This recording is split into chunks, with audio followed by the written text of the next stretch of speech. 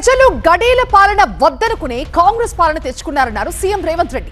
2029లో తేల్చుకుందాం, దమ్ముంటే రండంటూ సవాల్ విసిరారు.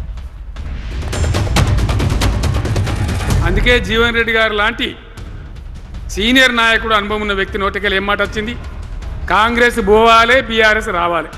ఏది చూసినా కూడా చక్కదనం లేకపోతే, పొద్దున్న లేతే దోపిడి తప్ప ఇంకోటి లేకపోతే ఎందుకు ఈ పరిస్థితి వస్తుంది?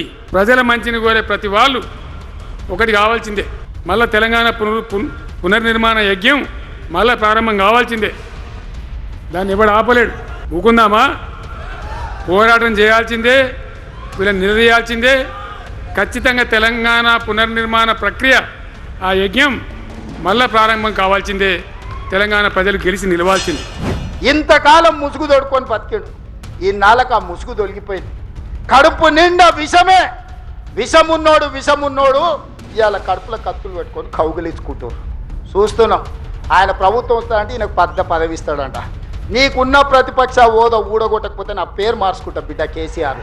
2023లో నిన్ను ఓడగొట్టిన, 2024లో నీకు గుండు సున్నా ఇచ్చిన, సర్పంచ్ ఎలక్షన్లో పాతరేసిన, మున్సిపల్ ఎన్నికల్లో ఉప్పు పాతరేసిన, జూబ్లీ హిల్స్ కంటోన్మెంట్లో నీకు గోరి కట్టిన, వచ్చేసారి ఆ గోరి మీద మా కాంగ్రెస్ పార్టీ కార్యకర్తలు జెండా ఎగరేస్తారు. ఇదే నా సవాల్ కాంగ్రెస్ పార్టీ కార్యకర్తల తరఫున. చూసుకుందాం కేసీఆర్, నువ్వు నేను వచ్చే ఎన్నికల్లో, నువ్వా నేనా? ప్రజా పాలన పాపాల భైరవుడా?